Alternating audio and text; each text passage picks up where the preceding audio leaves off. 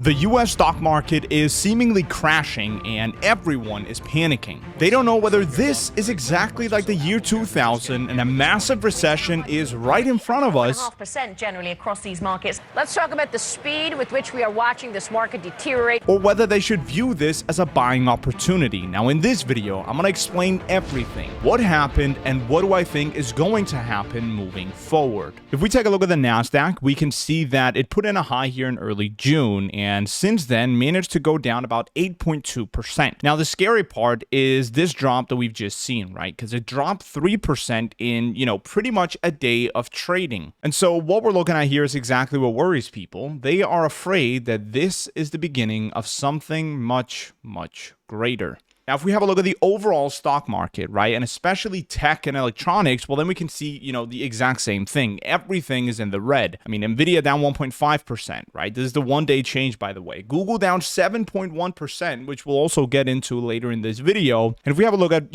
health, for example, well, then that's holding up better. Producer manufacturing is also holding up better. And so it's clear that this is tech-driven. Now, the primary problem is a statement from Donald Trump not too long ago. So let's have a listen to what he actually said. Is the ceasefire over? Is the ceasefire done? Is the MOU dead?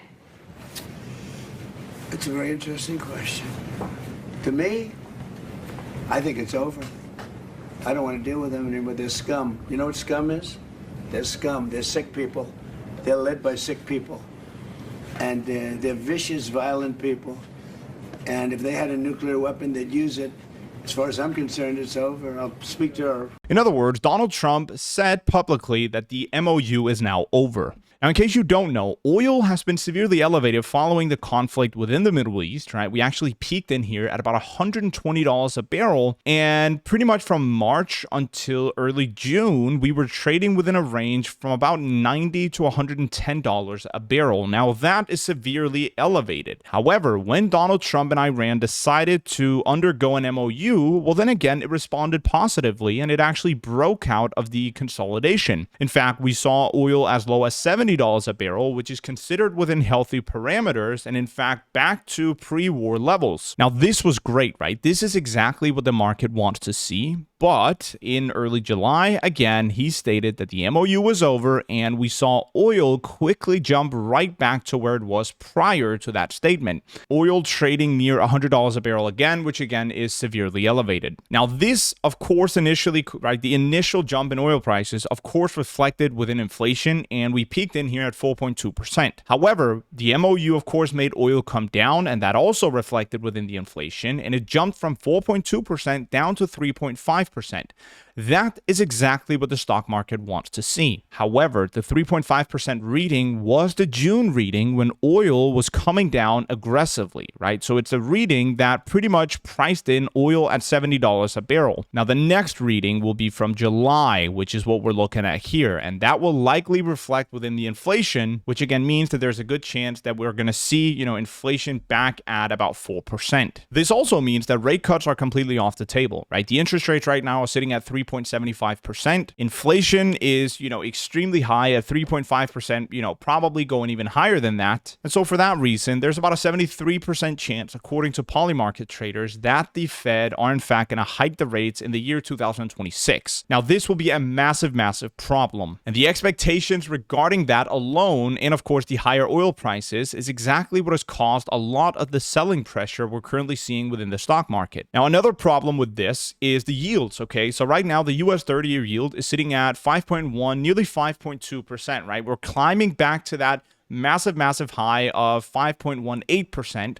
Which, by the way, is the highest level we've seen since 2007. And as long as inflation stays elevated, and as long as oil stays elevated, well, then yields will also stay elevated, okay? And this is terrible for stocks. You see, initially, we had mega high yields, right? And the stock market was able to ignore that for pretty much the first time in decades. Usually, this doesn't happen. You see, when yields are high, well, then bonds pay more and cash become more attractive. Therefore, stocks lose attention and Bitcoin, because of the AI narrative, that simply didn't happen this time. AI was too strong, right? There was too much hype around it.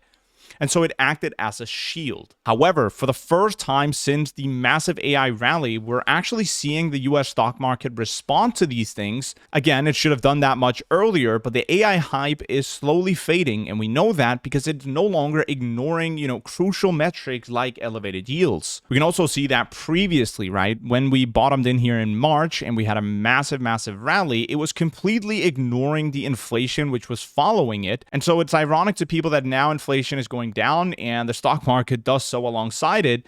However, the reason for this is not inflation, it is in fact oil. But it really goes to show that the AI trade is no longer as strong as it previously was. The hype is slowly fading. Now, why are they thinking of hiking the rates? Well, again, first of all, inflation is a massive problem, but it's not automatically going to fix the inflation because this is a supply disruption. Now, this is very simple. The reason we call it a supply disruption is because the Strait of Hormuz, which is the waterway that you're looking at here, is effectively closed. And so because of that, the demand for oil has gone up significantly, and therefore inflation followed. So it's not consumer driven, it is driven by the Strait of Hormuz being closed. And so hiking the interest rates will not reopen the Strait of Hormuz and therefore not impact inflation as much as we might think. Now, the primary reason why they want to hike the rates is because the economy is doing quite well. So if we have a look at the unemployment rate, we can see that it was, steady at 4.3% for 3 months, and now it jumped down to 4.2%. And so the economy overall is looking pretty strong. We can also have a look at the initial jobless claims, which is,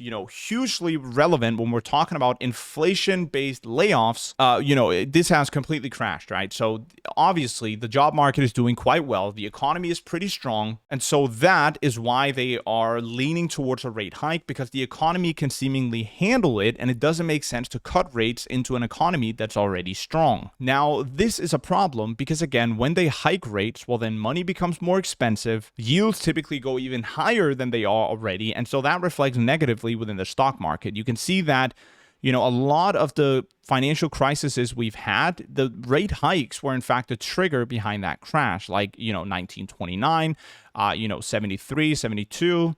Also here in 87, we saw it again in the dot-com bubble, and rate cuts does quite the opposite. That typically marks a bottom within the stock market, and so of course this is what the market wants. But in order for that to happen, this can't happen. We cannot have oil trading near $100 a barrel. It needs to remain within a healthy range. So ideally between $70 and $60, right? In this range here is what we consider healthy. Now, is this going to happen this year? I don't know, but in a few seconds, you'll understand why I believe that it's a genuine possibility. Now, Google, right? Google is something that a lot of people are freaked out about right now because it pretty much crashed 16.1% in 1 or 2 trading sessions. In fact, it managed to close below the 200-day moving average on the 4-hour time frame, and so a lot of people are freaked out. Now, the fact that such a large asset crashed this much also has to do with why the indexes are now selling off. It's not only because of, elevated oil prices, fear, and so on. It also has to do with the fact that Google completely sold off. Now, here's the thing. Wall Street has started to punish AI spending. So again,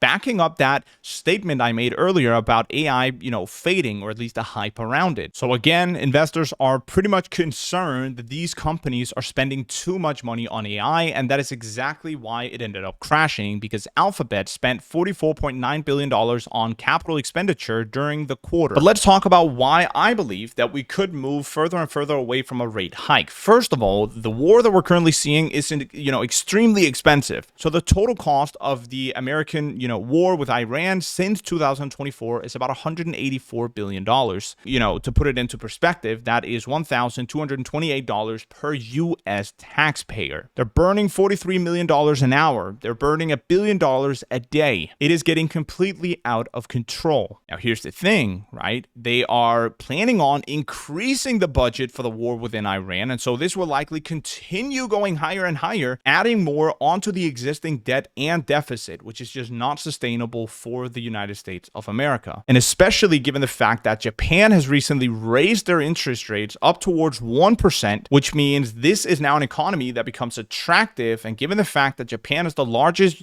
foreign holder of US treasuries, it's only fair to assume that they are no longer going to continue paying the US debt. They're going to start offloading their US treasuries and move towards their own economy once again. We already see China doing this, right? They are retreating from US treasuries. And these two countries, right, Japan and China, are the two largest foreign holders of US treasuries and also the two that funds the United States debt.